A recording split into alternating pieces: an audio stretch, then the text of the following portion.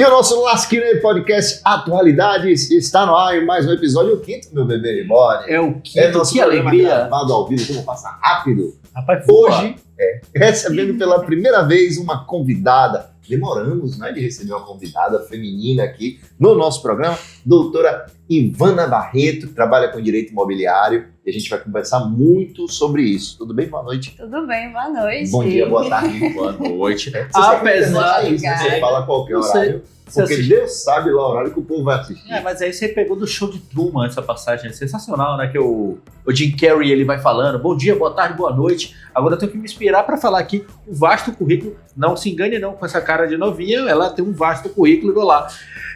Pós-graduada em Advocacia Civil pela Fundação Escola Superior do Ministério Público de Porto Alegre e pós-graduanda de Direito Imobiliário, que é um assunto que a gente vai falar muito hoje, prática extrajudicial pela Faculdade Baiana de Direito e sócia fundadora do escritório de mesmo nome, Ivana Barreto. Bem-vinda! Advocacia Imobiliária. Bem-vinda, Ivana. E doutora Ivana provavelmente fez a quinta série há menos tempo do que a gente. Hoje, o dia da gravação é a Lua do Veado. Se você está em casa e está vendo a lua cheia fantástica, é hoje a Lua do Veado. Mande para seu amigo que faz aniversário no dia 10 de julho, que essa lua poderá ser vista. Enfim, você tem um bocado de gente que faz aniversário dia 10 de julho. Hoje é um dia importante, várias pessoas estão felizes. Eu acabei de fazer 48. Nunca tinha escutado falar nisso. Você já tinha escutado? Não, a primeira vez. A Lua do Veado? A Lua do Veado. É que quando cresce o chifre do veado. A Lua do Veado, não. Mas eu acho que a galera percebeu, o cara da imprensa, imagine todo mundo preocupado com 50% da tarifaço de Trump e até a gente passando no 50% do chifre do animal que cresce, né? É a lua cheia, né? Do mês de julho, que proporcionou o espetáculo celeste nessa quinta-feira, das 18 até às 6 horas. Esse fenômeno ocorre quando a lua se posiciona de maneira oposta ao sol. E a lua tá bem bonita, vale a pena conferir. Vale a pena conferir. Muito bem. E antes da gente... tem a carta de Trump aqui, mas eu quero falar depois da carta de Trump. Eu quero primeiro agradecer a nossa convidada, doutora Ivana, por estar aqui, falando de um direito tão importante, que eu costumo dizer, viu, doutora, para meus alunos da faculdade, Sim. que é uma grande opção. A pessoa que faz direito imobiliário já é inteligente, porque tem uma atuação extrajudicial, me corrija se eu estiver errado, e você foge da justiça com coisas de valor agregado importantes. Então, começando pelo começo, o que é a prática do direito imobiliário? O que é esse ramo jurídico, direito imobiliário? A que ele se destina? Em poucas palavras, você lida com imóveis, né? Mas se você aprofunda esse conceito, a gente traz muito na regularização, né? A gente vê que o Brasil cresceu montes em cima de montes, a gente vem das capitanias hereditárias, então a gente traz essa parte imobiliária muito histórica no Brasil. Então a gente trata de imóveis, a gente trata de regularização, a gente trata de... não deixa de ser direito das pessoas, né? Afinal, quem constrói patrimônio são pessoas.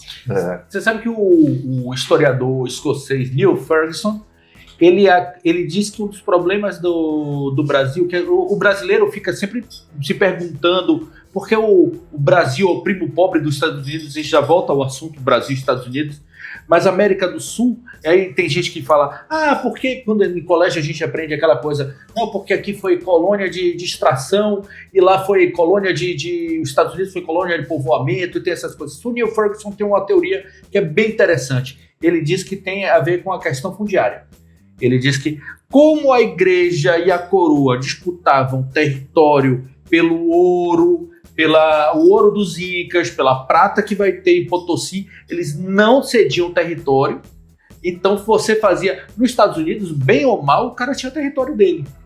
Então uma das questões que ele fala que das grandes diferenças foi essa questão do território. E você sabia que no Brasil a gente ainda tem imóveis de domínio da coroa, de domínio da União, de domínio da igreja?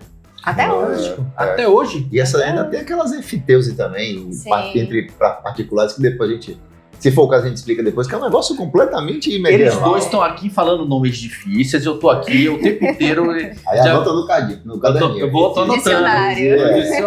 Dicionário jurídico, enfiteuse. Enfiteuse. Enfiteuse. Ou aforamento. Aforamento. Laudêmio, já ouviu falar? Laudêmio eu conheço, é isso que eu te perguntar. É isso. O famoso Laudêmio, me conte, então, eu sabia que circulou um vídeo da BBC, foi muito bem elogiado o vídeo. Eu circulei, inclusive, repercuti esse vídeo, as pessoas não conheciam, achei muito interessante. É um instituto antigo, e quando chega, assim, eu dou aula para a turma do primeiro semestre, eu coloco vocabulário jurídico que não tem correspondência. Competência é uma palavra que tem no dicionário português. Jurídico e no português. Sim. Ocupação tem no dicionário jurídico e no português normal. Agora, enfiteuse é uma palavra eminentemente jurídica. Totalmente jurídica. Mas é um bom nome também para um cachorro. Enfiteuse! E o que é isso, doutor? Enfiteuse? Enfiteuse, ela faz parte do sistema de aforamento com a gente vem, né? Foro, laudêmio, taxa de ocupação. Então, você tem, na verdade, um domínio que não é propriamente da pessoa, né? Então, vamos supor ali que seja a coroa portuguesa, né? Ela tem um domínio sobre aquele imóvel. Mas ela pode ceder o domínio útil, né? Que seria o uso daquele imóvel para uma outra pessoa. Então, de repente, você compra um imóvel e esse imóvel pertence à coroa portuguesa, perdão. E aí ela...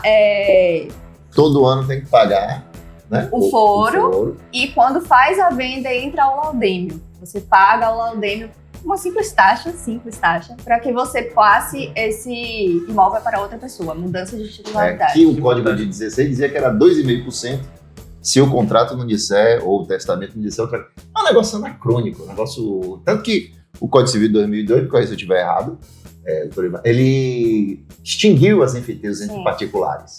Tem enfiteuse do poder público, né? Sim. Terreno de marinha, ali que você tem que pagar um foro, não deixa de ser uma espécie de mas aforamento. as antigas permanecem vigentes até hoje. Até que termine o sujeito resgate. Aqui no Rio Vermelho tem.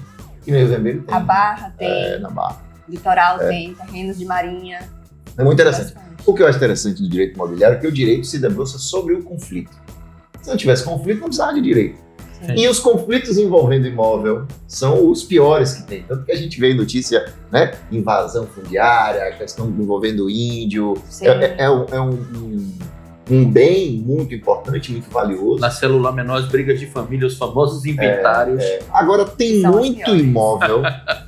Tem muito imóvel irregular, não tem? Sim, o Brasil chove imóvel irregular. É difícil você ir num bairro e não ver prédios sobre prédios, casas sobre casas, que o pessoal constrói, demole, reforma e não faz a regularização. Então, você tem N formas de imóveis irregulares. Não é só, eu comprei e não tenho o documento, não tenho a escritura. O pessoal costuma falar escritura. Que não é escritura. Que não é escritura. E, independentemente disso, às vezes faz uma construção, tem que regularizar, você tem que atualizar o registro do imóvel, você tem que averbar aquela construção lá na matrícula. Então, não é só não ter escritura, você pode ter irregularidade de outras formas. De outras formas. E eu, inclusive, agora ingressando mais um pouco nessa coisa de mercado imobiliário e tal, eu tenho visto isso. A maioria dos imóveis tem algum problema, tem uma irregularidade, as pessoas não fazem transmissão quando uma morre. Agora, para os herdeiros é confusão. Eu quando comprei meu primeiro apartamento aqui, eu tava com minha sogra, que é de São Paulo. Beijo, viu, sogrinha? Ele baixou até o tom da voz. Beijo, viu, minha sogra? Não, mas ela ficou impressionada. Ela falou, mas... E todos os imóveis, principalmente aqui da Bahia, ela falou, difícil, não tem escritura de nada? Como é que é isso? Não tem... Não tem registro. Não tem registro. E ela ficou assustada, porque ela encontrou não só esse, ela viu outras coisas que ela teve interesse e tal. E falou, rapaz, achou complicado. Essa é uma dúvida interessante. Qual a diferença de escritura para registro e quais são os principais problemas de regularização de imóvel? Bom, vamos começar pela escritura. A escritura é um contrato, né? Ele não deixa de ser um contrato. Você faz uma negociação de imóvel, vamos fazer um contrato. Não, vamos fazer uma escritura, porque ela nada mais é do que um contrato, mas é um contrato feito por um tabelião em um cartório de notas, que tem uma validade jurídica muito superior por conta da fé pública, né? O tabelião, ele tem fé pública. Significa que tudo que ele diz, tudo que ele informa, tudo que ele lavra é verdadeiro. Né? Então, você não tem como questionar um ato público. Uma segurança muito maior. Mas, palavras simples, é um contrato. É um simples contrato. O registro, ela é a certidão do imóvel. Ela é a certidão de nascimento do imóvel e seguintes, né? Porque o imóvel nasce, tem aquela certidão e tem os atos. Número 1, número 2, então. Imóvel da coroa portuguesa, tem ali a seção do domínio útil para Adriano. Bebê reborn. Ele faz a compra desse imóvel, tem esse domínio útil. Posteriormente, ele vendeu para Timbó. Ele não tem um apelido. Timbó comprou, fez uma reforma, precisa registrar essa mudança de titularidade, precisa registrar essa reforma, de repente uma ampliação. Então, nesse registro vai ter todos esses atos até a atualidade do imóvel. A história do imóvel, né? Esse é o cenário ideal. E as pessoas confundem às vezes porque acham que a escritura já garante a propriedade do bem. Imóvel não, imóvel tem essa característica, tem que ter o registro. Sim. No cartório de imóveis. Eu tô em pânico, que eu tô vendo aqui os registros lá, uma coisa assim, tipo, essa casa é de Zé. Mas é isso, o que torna o direito imobiliário um ramo jurídico muito próspero, né? Porque o que tem de coisa para ser regularizada... Às vezes você acha que o imóvel tá todo ok, quando você olha o registro, que a gente chama de matrícula, quando você olha a matrícula, fulano vendeu e fulano nunca comprou. Como é que fulano vendeu se ele nunca comprou? Ele não tinha direito sobre aquele imóvel. Então essa é uma irregularidade. Não, eu vejo na minha própria família, Fofoca, não sei se você sabe disso, tem uma cidade no interior aqui da Bahia, que eu não vou dizer o nome, mas se chama Santo Antônio de Jesus, que é assim, o pessoal faz os imóveis, compra de você, vende pra ela e não passa uma, por quê? Porque não quer pagar imposto, a turma não paga imposto de transmissão, não declara, é um negócio assim, batata os imóveis de Santo Antônio, a maioria absoluta tem esse problema de regularização. Contrato de gaveta. Contrato de gaveta, exatamente. Aqui tem, mas tem menos, não é tão comum. Interior E a primeira coisa que quem vai comprar um imóvel se preocupa é com a matrícula. A matrícula é a primeira coisa, mas não a única. Eles precisam avaliar matrícula, certidões do imóvel, IPTU, ITR, se for o caso de imóvel rural. Certidões de quem está vendendo, afinal, tem direitos que você precisa verificar, direitos e deveres, né? A pessoa está devendo, e aí ela vai vender o imóvel e está devendo? Existe processo, né, que venha a atingir o imóvel dela? Ela tem outro patrimônio, né, outros bens que possa garantir essa dívida? Enfim, é uma análise bem minuciosa. Eu vou pegar uma coisa aqui, que eu peguei até um livro aqui, que é a História da Riqueza do Brasil, do Jorge Caldeira. É fantástico. O Jorge Caldeira ele faz uma biografia da moeda brasileira. E uma das coisas que ele vai comentar é essa versão sobre tributos do brasileiro. E ele vai falar, para ele tem uma questão histórica. Ele falou, era muito difícil você convencer o brasileiro a pagar um tributo que vai para Portugal. E isso vai perdurar durante muito tempo. E até quem tinha grandes fazendas, que o pessoal sempre falou, o fazendeiro, o agroepop, não era quem lucrava muito. Quem lucrava, segundo o Jorge Caldeira nesse livro, era quem estava vendendo. O serviço de comércio era que tinha muito lucro, porque o cara não pagava tributo. Inclusive, ele conta uma história que é interessante, quando as elites da monarquia começam a ruir, elas começaram a mandar as suas empregadas domésticas, negras, escravizadas, para vender acarajé, para inteirar no dinheirinho da casa. Ou seja, o brasileiro sempre dando um jeitinho. Um jeitinho para não pagar o tributo lá de Santo Antônio, mas é histórico a coisa. É isso. E hoje a gente acha que o tributo não serve para PN também, o pessoal fica reclamando, mas serve, hein? Talvez porque, inclusive, estamos numa guerra tarifária e tributária que vamos discutir daqui a pouco. Mas eu acho que o grande sentimento em relação ao tributo aqui é porque não é devolvido em serviços como deveria ser. Mas você não viu o americano? Teve um americano recentemente que ele agradeceu o SUS, ele bateu a cabeça, ficou todo feliz e divulgou. Mas é isso, ainda tem uma campanha difamatória e tem um subfinanciamento também. Porque o SUS poderia ser muito bem melhor do que é, não que seja ruim, pelo contrário. As pessoas comparam muito com o sistema de saúde da Inglaterra, o HMS. Só que o HMS é para poucos milhões de pessoas. Aqui são 210 quase. Se compara em extensão também o país. Exatamente, Mas é isso. Voltando aqui a falar de direito imobiliário, não sei se você reparou, meu bebê, mas a doutora Ivana falou de um negócio interessante, que é o que é que você tem que fazer, né? As investigações que você tem que fazer para saber se o imóvel, de verdade, o imóvel pode ser vendido para 2 pessoas. Poder. Porque tem malandro na praça. Poder, não pode. Não deve. Na verdade, não deve, mas poder pode. Mas uma casa pode ter sócio, um apartamento. O cara vai comprar um apartamento, 2 amigos. Sim, é um condomínio. Sim. Você tem um condomínio, 2 amigos, 50% de cada um, ou de repente um pagou 40%, outro 60%. Então, quem define é a escritura pública, né, que vai ser registrada na matrícula do imóvel. E tem um negócio, meu bebê, se você não diga tudo. Não, a sua pergunta anterior. Vá. Aqui a gente vai atropelando, viu? Se deixar. Não, que curiosidade é muita. A análise, né? O que a gente precisa investigar quando você vai comprar um imóvel. É isso que a gente chama de due diligence. Due diligence, my friend. Do you speak English? Donald Trump. Donald Trump, my friend. Ele se surpreendeu com o inglês do presidente da Libéria. Ele falou, mas você fala bem inglês. Qual não foi a descoberta? É a língua oficial do país. E o que é a due diligence? Faltou um pouquinho de história. Faltou, Sim, a due diligence, ela nada mais é do que uma investigação, uma análise prévia antes de se comprar um imóvel. Né? Então, a gente começa a investigação pela matrícula, analisa todos os aspectos da matrícula, quem é o proprietário, quem que vendeu. A gente tem que fazer essa investigação, inclusive, dos últimos 20 anos, por conta de efeitos fiscais.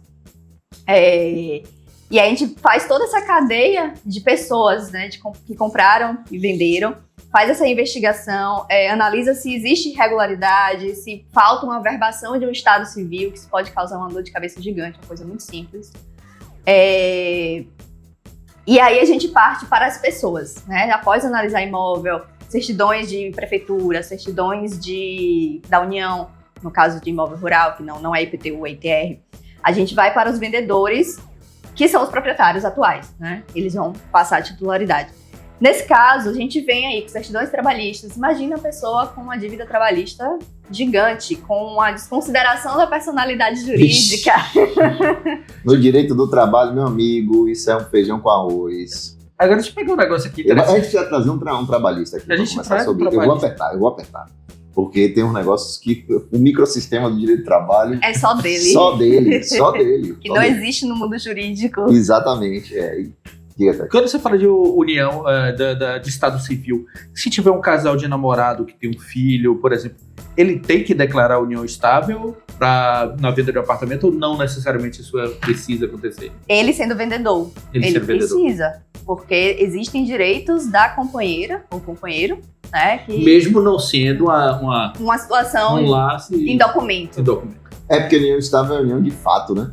Não é o casamento que é a união de direito. Então, tem que declarar. Dica, se amigou, se juntou, faça seu contrato, faça a sua escritura, não é? Tá morando junto. Qual o regime de bens?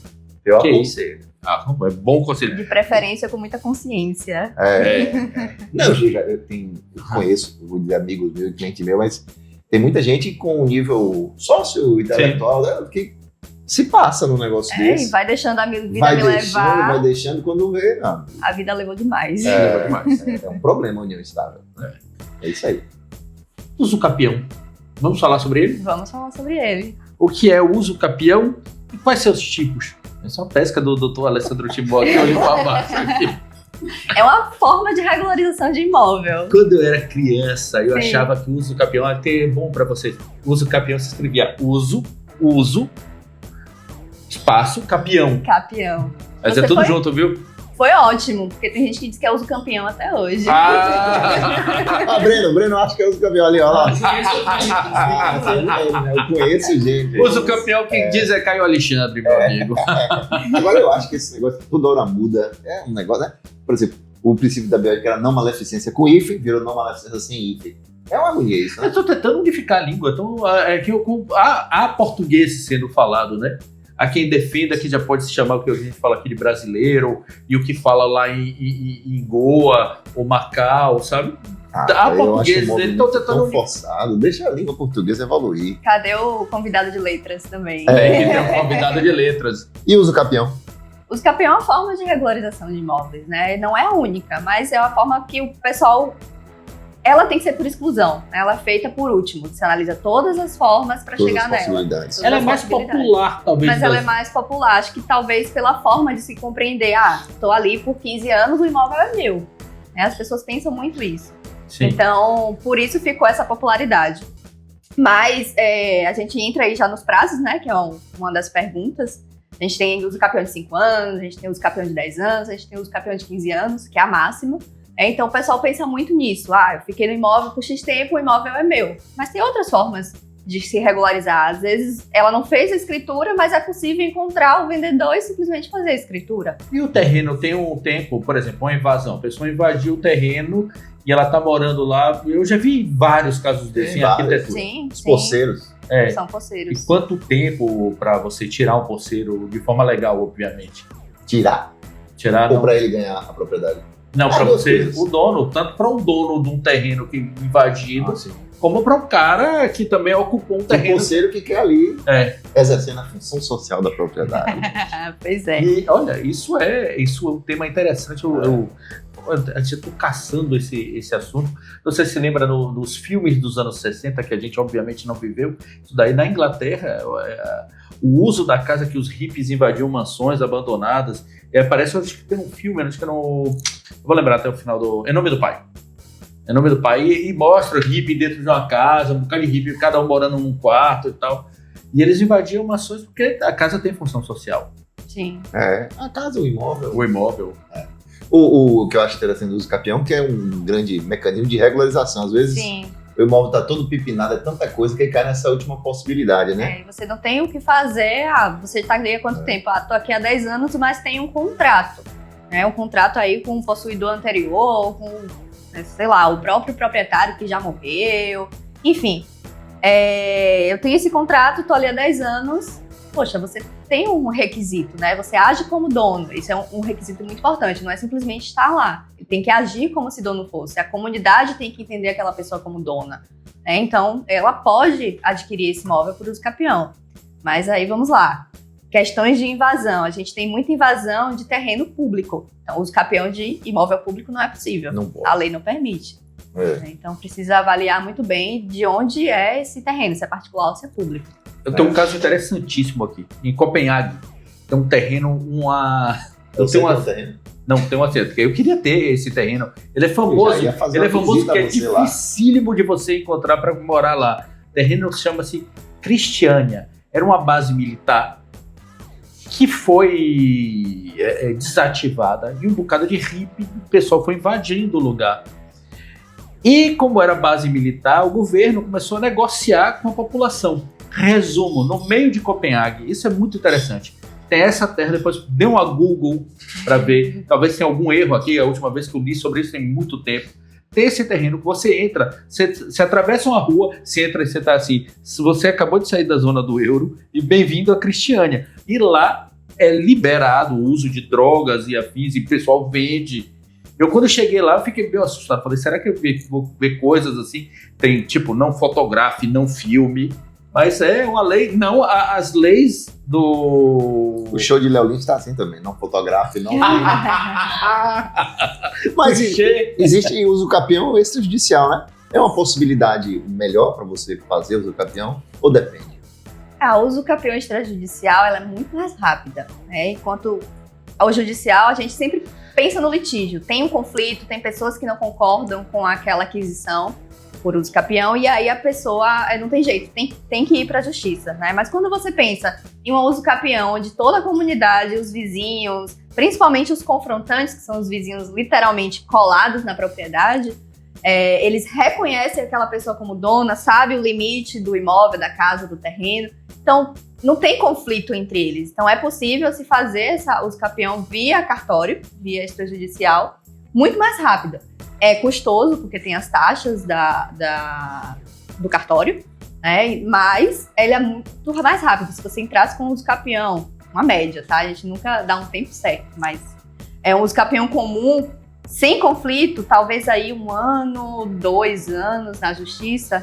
No cartório, às vezes você consegue regularizar em 6 meses ou menos. Muito rápido. Né? Depende muito do Dependendo do caso. BO também, né? Sim. Depende do BO. fique de bem com seu vizinho, porque seu vizinho pode atrapalhar seu uso capital. Ele só vai precisar assinar uma planta. Opa, de planta pelo menos eu entendo. Qual é o beabá, o primeiro passo para regularizar um imóvel quando você entra? Análise da matrícula. Por quê? Porque você vai verificar, é por uso capião? É por uma adjudicação compulsória? Eu preciso só averbar uma construção?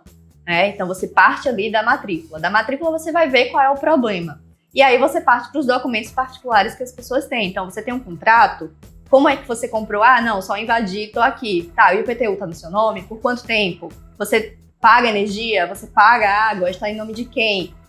Então a gente precisa verificar todos esses detalhes. Mas a gente sempre parte da matrícula do registro do imóvel. Silvazito, você sabe que ela chegou aqui, eu falei, eu tenho uma casa em Taparica, que tá lá, a escritura, ela não me corrigiu na hora. Mas não tá regular, não? Tudo, tá no nome de minha avó faleceu em 1984. Tem uma transcrição, que já é uma coisa. Fez, mas quem fez foi meu tio-avô, que foi fazendo do jeito de família, todo mundo advogado. Do jeito de família. Jeito de, não, é pra não sei quem, uma bagunça. Caiu a bagunça no pé dos netos. Você tem que resolver, senão pode dar um problema. Não, eu já tô aqui pegando o telefone depois. Tá vendo? Já vou sair daqui já encaminhado. Muito bem, hoje estamos aqui com a doutora Ivana Barreto falando de... Troca a câmera. Aí, meu garoto, tava fumando tequila, né? Ele tá fumando mais você do que eu. Agora, isso é amor. Isso é amor. Falando de direito imobiliário, você sabe o que é uma averbação premonitória? Rapaz, vou lhe dar uma dica, coisa mediúnica. A gente tava fazendo brincadeira do copo aqui. A doutora, o que é averbação premonitória? Fazer do copo, bota o dedinho. Depois ele conta a história desse do copo. A gente fazia um bullying com isso. No condomínio Jardim Piatã, meus amigos lá de Piatã, fizemos um bullying uma vez. Deixa eu contar só esse caso. Quem fofoca vale mais do que qualquer informação. Tinha um centro social, a gente colocava aqui esse negócio do copo, né? Aí todo mundo, menino, 10, 12 anos, né? Vamos botar dentro do copo assim, uns 10 meninos juntos assim no copo. Tem que fechar o olho, copo de vidro. Tem que fechar o olho, o copo lá. E veio um esperto de lá, pegou uma boneca velha, toda cheia, toda mal acabada. Chucky, tipo Chucky. Sim. Jogou, a boneca foi, bateu no copo, quebrou o copo. Quando todo mundo abriu o olho, tava a boneca e tinha subido o copo. Não ficou um, foi uma gritaria, todo mundo correndo. Tá o espírito.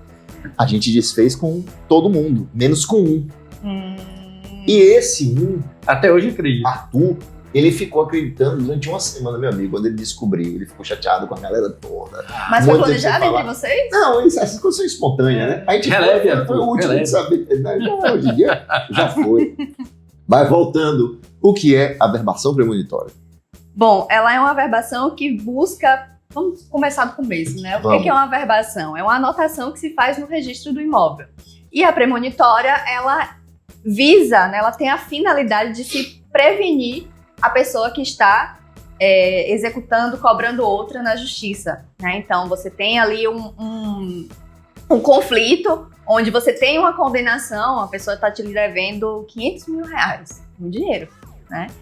E você percebe que a pessoa tem uma conduta de se livrar dos bens. Não, pega o carro, bota em nome de fulano, né?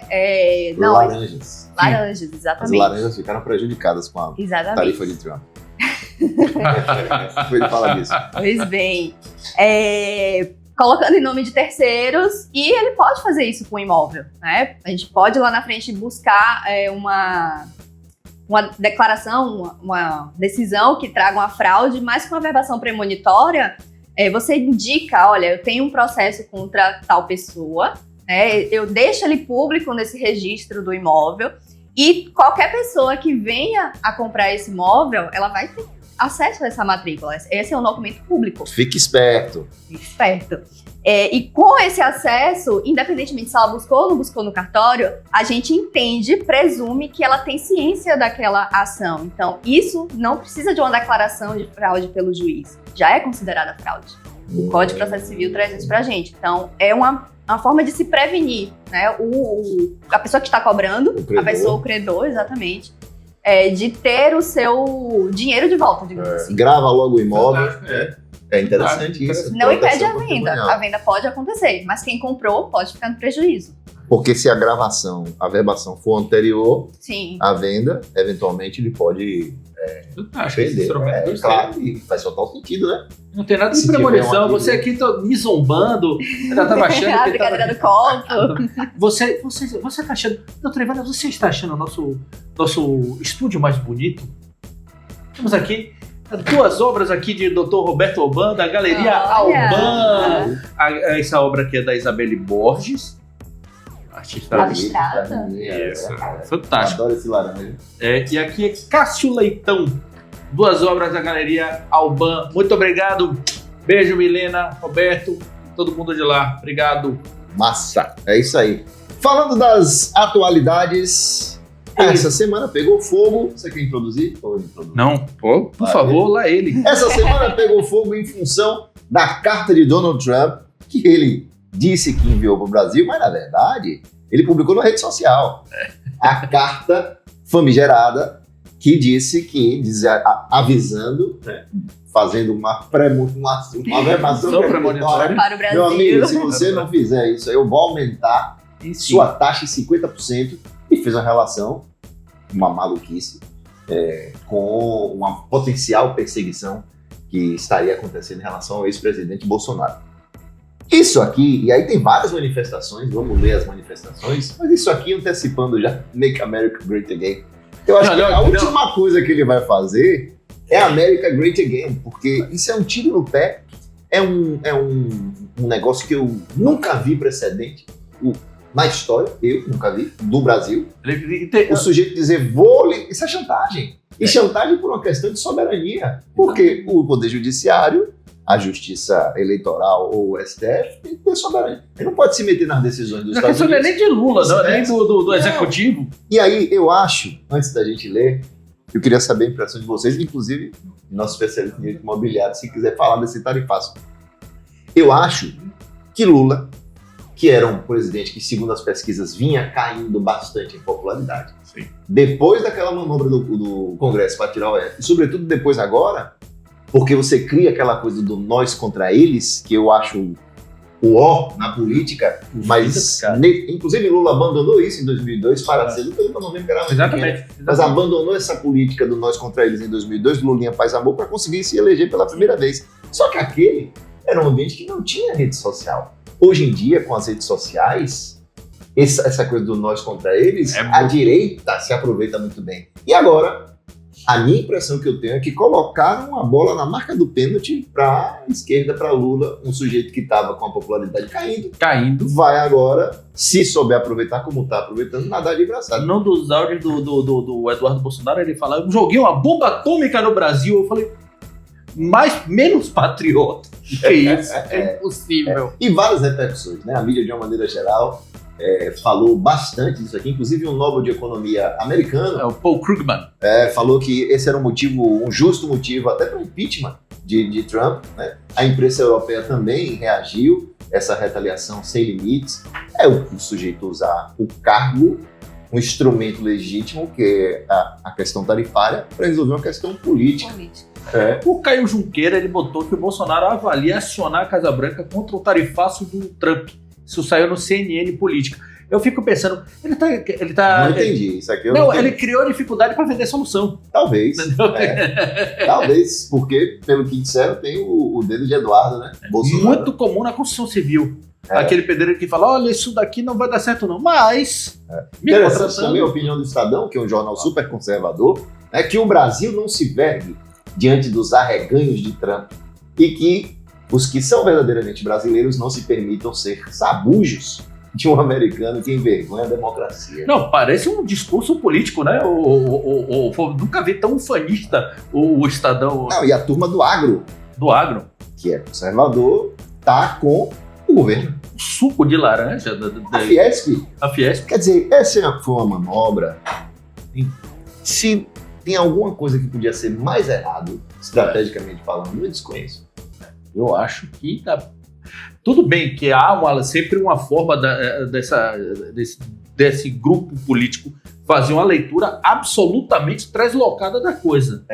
Inclusive, esse gráfico é um gráfico interessante, né? Que confere o histórico da balança comercial do Brasil com os Estados Unidos. Ó, doutora. E diz o seguinte, olha, a balança comercial em relação aos Estados Unidos, ela é mais ou menos estável, mas ainda assim é bem proporcional, um pouco até favorável para os americanos. Para os americanos, ou seja, deficitário para o Brasil. Não teria deficitário para o Brasil. Não teria por que aumentar, economicamente falando. E aqui tem um dado importante, ó, que para a China, ó, o saldo positivo da China, 300 Não, do Brasil. Do Brasil para a China, né? 315 bilhões. Ou seja, a China hoje é o grande parceiro comercial do Brasil. E de vários países do mundo. E eu acho que se Donald Trump continuar com essa história e esticar a corda, Xi Jinping pode ser uma grande alternativa. Eu estava conversando aqui o que vai acontecer, porque ele também tarifou os parceiros comerciais dele, que são Coreia do Sul e Japão, em 25% cada um. O que vai acontecer é o grupo do Zap vai ficar mais animado, vão ligar um pro outro e falar: oi, sumido, tudo bem? Vamos começar a negociar. Os nossos produtos mais afetados são café, carne, o suco de laranja em terceiro lugar, petróleo, aeronaves, semifaturados de ferro ou aço, caiu 8% a ação da materiais de construção, madeira, máquinas e motores e eletrônicos. Agora, isso é muito ruim para a indústria nacional, que vai perder essa importação para os Estados Unidos. Sim. Claro que se encontrar um outro parceiro comercial que receba esses produtos, está resolvido. Mas, tentando ver o copo meio cheio, se a exportação de café, que aqui no Brasil, por exemplo, está muito caro o café. Não sei se vocês acompanham, o café está virando artigo de luxo, a gente tem que beber chafé, ralinho, para poder vender. Então, se o mercado não consegue exportar, pode ser que sobre mais dentro, e isso tende por uma questão de oferta e demanda, e baixa o preço. Uma boa leitura. O meu economista Alessandro Timbó acabou de falar aqui. Seu irmão que teve aqui me ensinou. Foi fantástico. Marcola. Marcos Mendes. O que você acha, doutor, desse tarifácio? Eu acredito que a gente tem os dois lados, né? Então a gente pode... O público brasileiro, como você falou, acaba ganhando sobre isso. Mas, por outro lado, os Estados Unidos, não sei se foi uma decisão emocional para poder ter essa pressão em cima do Brasil, ou se foi algo estratégico dele. Não sei se ele está pensando numa estratégia de economia que vise, de repente... Eu não li a carta, eu confesso. É loucura aqui, ó. A carta é mal escrita. A forma que o Brasil tem tratado o ex-presidente Jair Bolsonaro. O que é que Bolsonaro, o ex-presidente, tem a ver com as calças? Com a parte econômica, com as tarifas. Nada. Isso é desvio de finalidade de um ato. É loucura isso aí. Então, algumas pessoas estavam analisando que a questão mesmo é as Big Techs. O interesse de Trump ele menciona também na carta exatamente. Também, que as Big Techs têm sido... Mas veja, a regulamentação das Big Techs na Europa, por exemplo, é muito maior do que no Brasil. Sim. E o STF, recentemente, que declarou inconstitucional o artigo 19 do Marco Civil da Internet, basicamente é só para dizer o seguinte, meu amigo, conteúdo criminoso não pode ficar na internet, não pode ficar na rede, é só isso, não é nada demais não. Sim. É só para você... Não é uma liberdade de cometer crimes, tem que ter liberdade de expressão, mas não tem liberdade de cometer crime. E o próprio Alexandre de Moraes, no julgamento, na sessão, no plenário, lá no STF, falou, olha, eu chamei todo mundo para conversar e perguntei a eles, vem cá, vocês não conseguem tirar qual seria a taxa se vocês fossem começar a tirar esse tipo de conteúdo criminoso da rede social? Vocês conseguiriam? Conseguiríamos. Com qual é a taxa de êxito? Uns 93, alguma coisa por cento. Todos falam isso. E por que vocês não fazem? Eu não vou fazer sozinho não, só vou fazer se todo mundo fizer. Porque, obviamente, a depender do que seja, isso cola no algoritmo e é engajamento e é lucro. Eu vou querer saber como é que isso vai ficar, essa questão quando for a inteligência artificial que arbitre isso. Sabe? Por quê? Que jogue a conversa... Que faça, por exemplo, recentemente no X, o antigo Twitter, o Grok, o Grok, eu acho que é o nome da inteligência artificial do X, ele botou, tipo, Hitler é maravilhoso, postou umas coisas assim absurdas, porque o Musk queria a inteligência artificial dele menos woke possível. Então ele deixou mais solta a questão de fiscalização naquilo que é divulgado. que é alimentado da rede. Então ele parece que a Grok é bem louca, ela solta um bocado de coisa. E até nos Estados Unidos tem chamado a atenção. Que ele disse que ele quer ser um bastião da liberdade de expressão. Loucura. Sim, menos quem é contra ele, porque ele já tirou do X uns jornalistas do Washington Post e eu acho que do New York Times. Você falou outro dia, se combinar direitinho, todo mundo censura um pouco. Todo mundo censura um pouco. Essa é a ideia. Vamos voltar ao direito imobiliário com a nossa convidada, falando de economia. Colocamos a nossa convidada de direito imobiliário no meio não, mas olha, ela chega no dia do tarifaço, caiu de paraquedas. Não, quem caiu de paraquedas foi 50%. Chegou aqui rodando o mundo inteiro. O mundo tá chocado. O The Guardian falou, mas gente, que conversa sem pé na cabeça no Trump. Então, falando em tarifaço, qual é o imposto que a gente faz quando vai comprar um imóvel? Tem um imposto específico. Tem, é o ITBI, que muitos chamam de ITIV. Ah, não é ITV? Não é ITV, eu falei a vida inteira ITV. Imposto de transmissão seria Intervivos. Imposto de transmissão de bens imóveis. De bens imóveis. É bem legal, bem melhor. Qual é a alíquota? Tem a alíquota depende do município? Depende do município. Em Salvador, por exemplo, 3%. 3%. Independentemente do valor do imóvel, tem uma...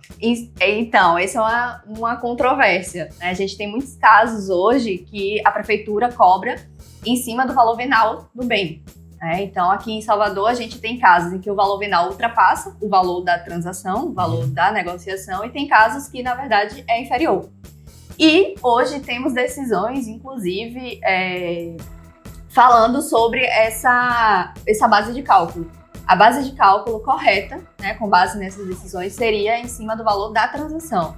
Valor real. O valor real. Que é mais justo, né? Sim. É o que a pessoa está pagando, 3% em cima desse valor. Para não pesar nem para o lado, nem para o outro. Porque a prefeitura diz que valor venal é aquele valor que tem no site da prefeitura. É calculado para IPTU, é uma estimativa que a prefeitura dá. Antes coloca a matrícula e dá lá. Seu imóvel, 500 mil, 1 milhão e na verdade, já aconteceu isso comigo uma vez, assim, o valor venal era muito superior e o contrário também já aconteceu. Sim. O valor venal era muito inferior no valor, por exemplo, no Prado Forte, os imóveis mais antigos, por exemplo, eles tendem a ter um valor venal menor do que o de fato, porque o mercado aqueceu muito, Prado Forte virou, né, sobretudo depois da pandemia, um verdadeiro reduto imobiliário, com aquela taxa de juros baixinha de 2%, vendeu muito e aí os preços estouraram. Mas era aí, pago o ITV no preço do valor venal. Quem, nessa época, aproveitou isso, né? Muito bem. Mas hoje não. Hoje em cima do valor da transação, por meio de decisões judiciais. Mas depende muito da legislação do município. Então, em Salvador, a gente tem com base no valor venal. Recentemente, e faz sentido, porque você junta o comprovante do que você realmente pagou, né? Aquele imposto você vai pagar ali para a prefeitura, o próprio cartório exige isso, né? Sim. Antes de fazer Você não consegue lavrar a escritura, até lavra, mas não consegue registrar sem ter pago o comprovante. Imposto. É isso aí. Doutora Ivana Barreto. Que alegria, viu, doutora? Que alegria ter aqui. Eu agradeço o convite. Se um jovem advogado ou estudante de direito, aquele que está ali no início das cadeiras da faculdade de direito, né, Jovem? Dá uma saudade dessa época. Pois é. Se ele pensa em fazer direito imobiliário, qual o seu conselho você daria? Olha, eu acho que você tem que fazer isso, isso e isso. Bom, o foco seria muito no direito civil. E dentro da cadeira ali do direito civil, também nos direitos reais das coisas, né? Hoje depende muito de como a faculdade chama essa disciplina. Depois disso, eu acredito que eu focaria muito na parte procedimental e estudar um pouco por exemplo, na Bahia, do Código de Normas da Bahia. É um procedimento específico, a gente não tem aula disso na faculdade. Um ramo do direito que a gente não estuda muito na faculdade, a gente só tem uma pequena matéria que é o direito das coisas. Então, talvez um semestre não é suficiente, o direito imobiliário é um mundo, né? A gente tem... Mas você não acha que todo conhecimento humano é um pouco assim? Limitado? A faculdade dá uma pincelada. Sim. E quando você vai vendo, você sempre vai se aprofundando, que eu acho que tem esse olhar sobre a academia, que o pessoal fala, pô, mas eu não aprendi isso. Quando eu fiz arquitetura, tinha várias coisas que eu não aprendi na rua. O fazer tem uma distância do que você estuda. Mas o que eu acho que o Dorival falou foi o seguinte, que o direito imobiliário, isso acontece muito com o direito médico também. Você não tem uma cadeira dentro da faculdade, como de direito civil, de direito penal, direito administrativo do trabalho, que você não viu na prática, você estudou ali os institutos. Sim. Código de norma. Eu acho que o direito médico ainda é muito pior. Porque o direito imobiliário a gente tem uma base que seria o direito das coisas, mas o médico, talvez um opcional. A gente fica se apoiando ali, né? No direito civil, no direito penal, nas resoluções do conselho, que terminam dando um arcabouço normativo. Mas e aí coloca o Código de Defesa do Consumidor, que na minha opinião não tem nada a ver com a relação entre o paciente e o médico. Porque você subverte o objeto, né? Você transforma o objeto da relação numa mercadoria e não deve ser. Aí você vê esses Instagramers todos aí esses são verdadeiros fornecedores. Minha dissertação de mestrado é sobre isso. É de minha inconformidade com esse enquadramento. Porque nós, advogados, não somos um regime consumerista. Sabia disso? Não sabia, não. Se o advogado for responsabilizado por um eventual erro de prestação de serviço jurídico, é relação civil geral, entre iguais. Médico e paciente, não. Médico e paciente, há uma hipossuficiência legalmente suposta pelo CDC, que há de verdade. Mas, do ponto de vista processual, dá boas ferramentas para os pacientes. Inversão do ônus da prova, foro de eleição. Mas, do ponto de vista material, é como se o judiciário dissesse assim, olha, a sua saúde é uma mercadoria. Se o médico é um fornecedor, sobretudo depois da lei de liberdade econômica, por que eu não vou ser o mercador? Por que eu não vou fazer uma parceria com a farmácia, com o laboratório? Já que eu sou mercador, o advogado tem uma restrição muito em relação à mercantilização. Você não pode chegar lá e dar o dinheiro pro juiz, você não pode. Não existe isso. Não existe, claro. Existe essa coisa comercial. Não, existe, mas você não pode. Mas é ilícito. Sim. Assim como na relação entre o paciente e o médico também. Mas isso é papo para um outro podcast do Lasquinê. Mas a gente tem mais aqui, ó. Foi notícia essa semana. Isso é um... E aí? Vai a filha do Roberto Justus, eu botei aqui a bolinha. Não peguei o negócio da bolsa. Eu vi o evento que teve dele, né? Ele na verdade soltou um vídeo depois. Tem resposta e ele diz, olha, a gente não se expõe muito, mas passaram dos limites. Ele colocou postou uma foto dele com a esposa e a filha. E aí alguém comentou, Rica, aí vem um sujeito aqui embaixo. Marcos Dantas. Só guilhotina. É esse que é professor? É. E o sujeito é professor. A UFRJ se manifestou contrária à publicação dele, ao comentário. É loucura isso, porque a menina tá usando uma bolsa. Você sabe que eu conversei ontem com o Gabriel Magalhães no outro podcast, no Prumo. Assistam no Prumo, siga no Prumo. Aqui a gente cobra pra fazer propaganda de outros. Aí diga. A gente batendo papo, algumas pessoas se manifestaram a favor da guilhotina, que tem a ver com a coisa da Revolução Francesa, essa coisa do país. Eu acho absurdo também. Eu falei, olha, eu acho que eu exagero, eu acho que não é uma criança. Não é o. Não teve só esse, não. Acho que teve um outro comentário também ofensivo, nessa pegada assim. De matar. Ridículo, né? Convenhamos, o comentário diz muito sobre quem está comentando. Claro. Diz mais sobre ele, né? Diz mais exatamente. Sobre ele. E aí Justus foi justo e fez esse trocadilho sensacional. Não, é bom. Não, ele assim, quando eu achei que você fosse falar justo de forma justa. Quando você... Você não falou, eu falei. Quando você fica constrangido depois, foi fofo, sabe? Foi fofo, né? Então justo, foi justo. Essa semana já chegando no final, Breno, acabou a invencibilidade do Vitória. Que alegria. Oh, não, que tristeza, fiquei triste, hein? Depois de um mês perdeu a invencibilidade, porque tinha também um mês sem jogar. Saiu o Carpini, o técnico, entrou Fábio Carrilli. O novo técnico, eu botei ali dois animais para ser mais dinâmico. Mas eu vou dar minha opinião sobre isso, apesar de ser tricolor, todo mundo sabe disso, assim, acho que não vai mudar. O time do Vitória contratou mal no início do ano. O time do Vitória não é bom. Perdeu para 2 vezes para time de Série C, foi desclassificado da Copa do Brasil e da Copa do Nordeste. De uma forma assim. E o Bahia, graças a Deus, brocou. Olha, cadê que brocou.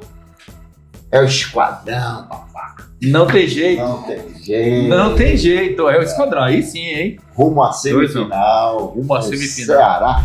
Finalmente acabou aquele campeonato horrível daqueles times todos lá nos Estados Unidos, aquela, um calor, restado pausa, né? E para, porque tem um furacão. Para que vem uma nuvem. Aqui na Bahia entra bode em campo, entra cachorro. E a doutora Tricolor?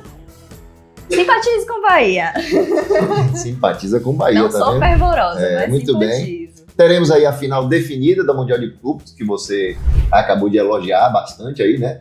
Chelsea e Paris Saint-Germain. CSA desculpe, você tá falando, tá. Você tá trocando as coisas. Não, volta aí. Chelsea e Paris. O Paris Saint-Germain deu 4-0 no Real Madrid, foi o assunto da semana. Mas o mais importante é esse chaveamento aqui. Exatamente, especificamente. CSA e Confiança, olha lá. E diga-se, a chave do Vitória, como é que? CSA e Confiança. CSA é tipo o Chelsea. Veja, a chave do Bahia pegou o Fortaleza, agora vai pegar o Ceará.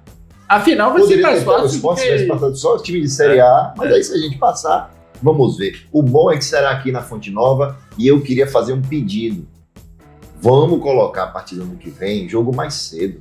Esse jogo de futebol, 9h30 da noite, o sujeito chegar em casa 1h da manhã, 2 horas, o sujeito pega a condução, vai trabalhar no outro dia cedo. Eu não vou. Sabe por quê? Eu não vou pra esse Isso é coisa quando a novela determinava o horário do futebol. Mas a novela, deixa eu contar um segredo pra você, a novela não manda mais em nada não, pô. A internet é outra coisa. É outra coisa. É Casa TV, é o streaming. Agora você sabe... mudar. Bota 6 horas da tarde pra gente poder ir. Você sabe que eu tenho uma... Eu comprei ingresso, não, eu sou sócio, mas comprei o estacionamento pra ir. Só que cheguei em casa cansado do trabalho. Eu não vou, 9h30 da noite. Pô.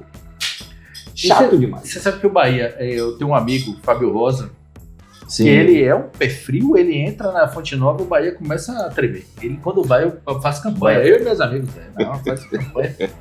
Gente, e é isso. Vamos encerrando. Acabou o milho, acabou a pipoca. Olha a carinha do doguinho. Doutora, muito obrigado, viu? Gostou? Eu que agradeço o convite, foi ótimo. Apertamos demais. Não. Foi bom. Colocamos pra falar de assuntos que não tinha nada a ver com direito. Totalmente aleatório. Mas assim é o podcast. Muito obrigado, viu? É assim, o podcast tem que ser informal, né? Brincar. Não, tu fica com esse boné hoje, não. Bora. Não bote não. Não era de cabeça pra baixo? Esse aqui não tá entrando na Não tá. Hoje não dá. Hoje não tchau, dá. Até o próximo. Tchau, gente. Até a próxima.